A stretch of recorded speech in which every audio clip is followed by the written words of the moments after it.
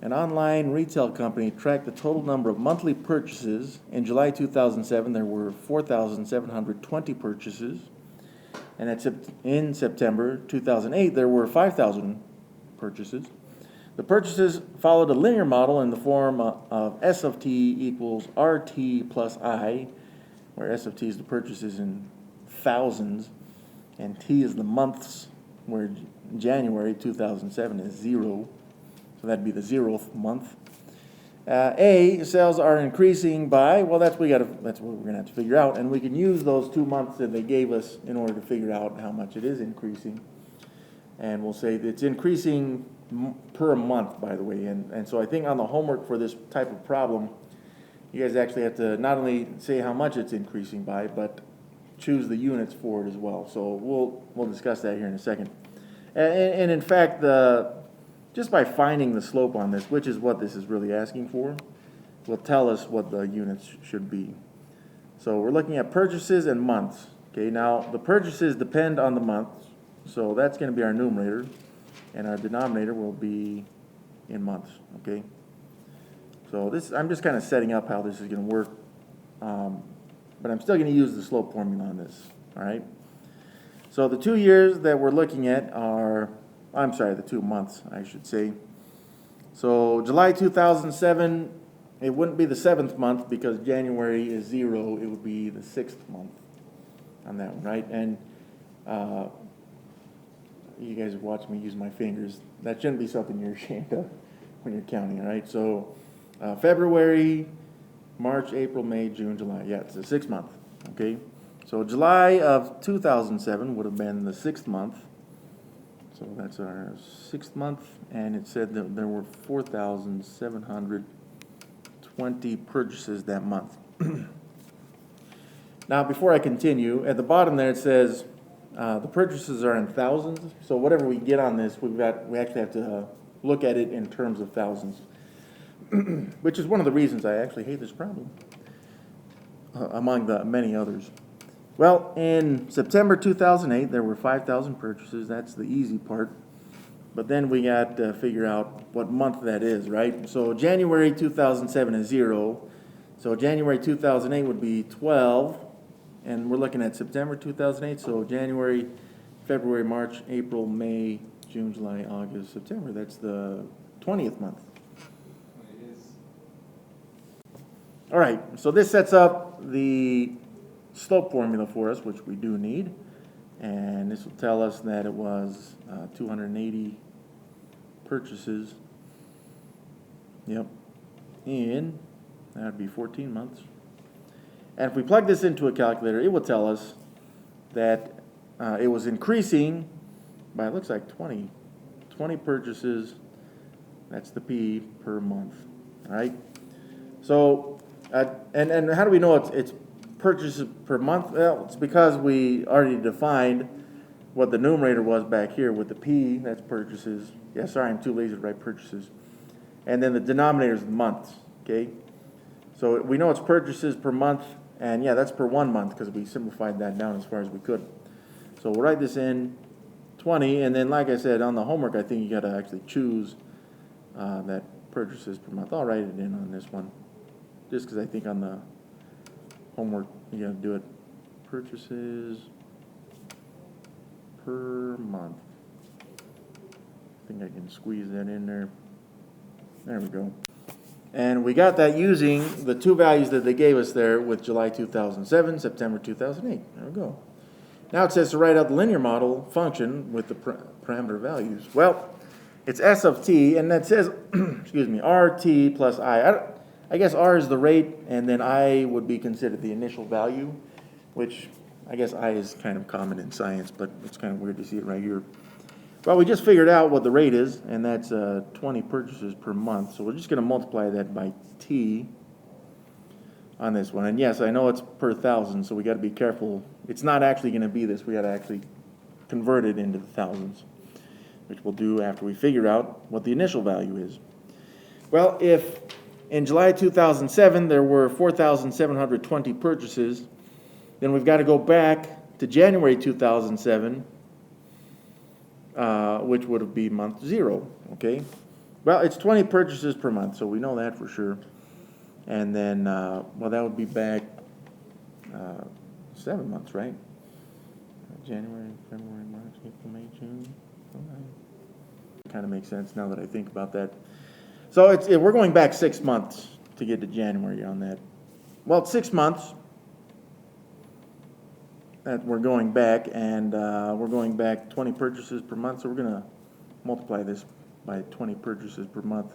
Now, this tells us how much to go back from the 4,720, which is, 120 purchases, looks like. So we're going to take that 4,720 and subtract 120, and that's going to tell us, sorry, that's a 0. It's going to tell us how many purchases there were in January. So that would be 4,600. No, it came out to a nice round number. That's pretty generous of them, which we need some generosity in this problem. But like I said, this is actually not the formula that we need on this one, okay? And the reason that is because, once again, this is in the thousands, right? We want purchases in the thousands. Well, all that really means is that we want the formula in terms of thousands, and right now we got it in terms of ones, okay? So all we're going to do to change this is to move the decimal 3 spaces, okay? So it's just like dividing each of these by 1,000. Now, the 20, right? We're going to move it an extra spot, so we're going to have to tack in an extra 0 on that. And so we get S of t equals the rate, but now it's been switched into the thousands, so it's 0.02. And if you want that other 0, that's fine. Multiply it by the time, and then plus, now that's a 4.6 on that one right there, okay? So now answer the following questions using this model. What does this model predict total purchases will be in September 2010? Well, let's figure that out, okay? Now, September 2010 is a T. It's a T value because it's tied, right? How many months is that into it? Well, January 2007 is month 0. So I'll write this down so I don't forget. I don't have the fingers to count on it. And I'll give myself some space over here too, like this. So let's look. Well, January of 2008 would have been month 12. And so January 2009 would have been 12 more months. It's a month 24. We're trying to get to 2010 right there, right? So January 2010 would have been month 36.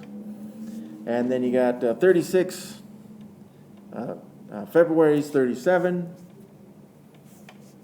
What the heck are in February, March, April, May, June, July, August.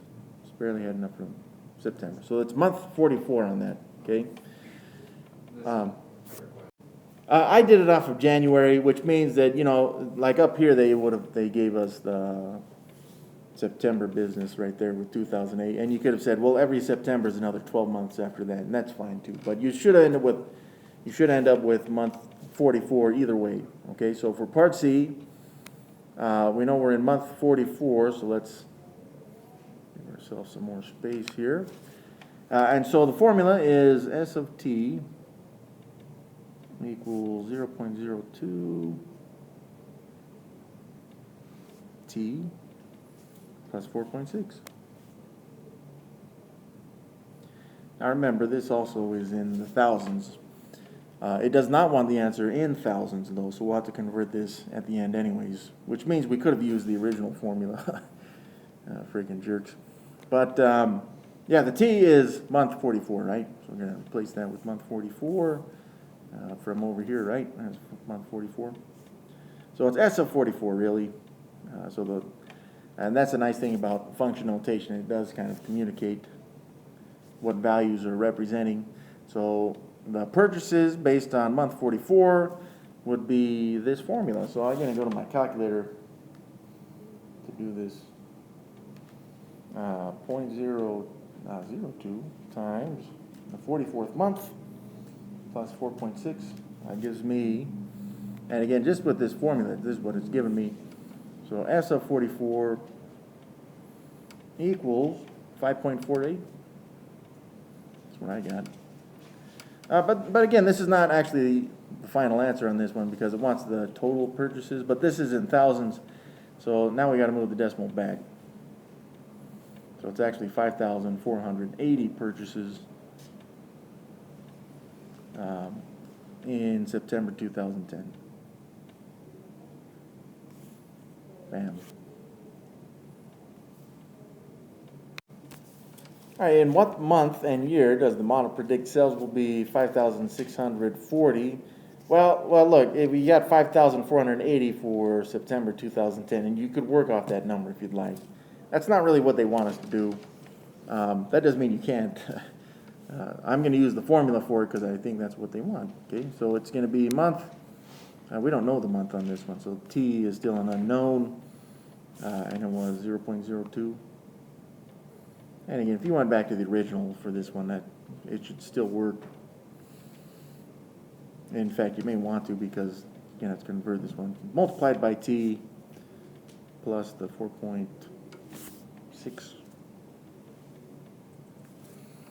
All right, now this one is saying it's for 5,640 purchases.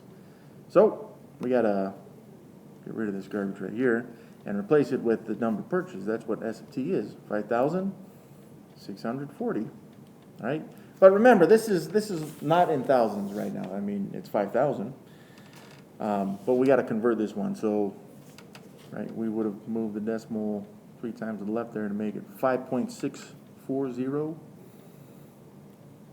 Save myself some space on that. Okay, so we're going to solve this, and whatever answer we get is going to be, well, it should actually convert directly into months on this one. So we'd have to subtract the 4.6 from both sides. Minus 4.6 to zero that out. And we get 1.04 equals 0. Yeah, we just dropped it, 0.02 T. And then, you know, one step from here, just divide both sides by 0.02. And this should tell us how many months from January, I think it was 2007. We'll figure it out.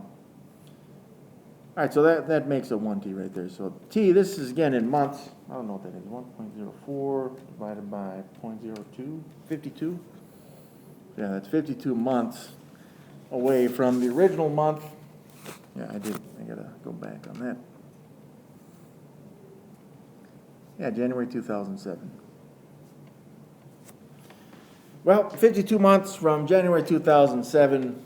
We know 48 months would be 4 years from that time. So, and you know, it was just shortly after what we have listed over there on the left.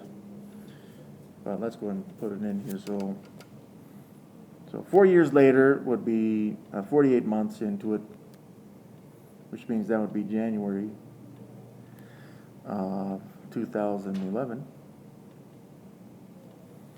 All right, so we got to go 4 more months after that. So that'd be February is 1, March is 2, April is 3, February, March, April, May. There we go. So it appears it would be May 2011 on that one. So 52 months ends up being May 2011. Now again, this is the answer for part D on this one. Now, you know, like I said before though, if you wanted to, you could use this original formula right here, and you would have gotten it. I think that's more correct though. So you wouldn't have to have had converted the decimal like the 5,640 into 5.64.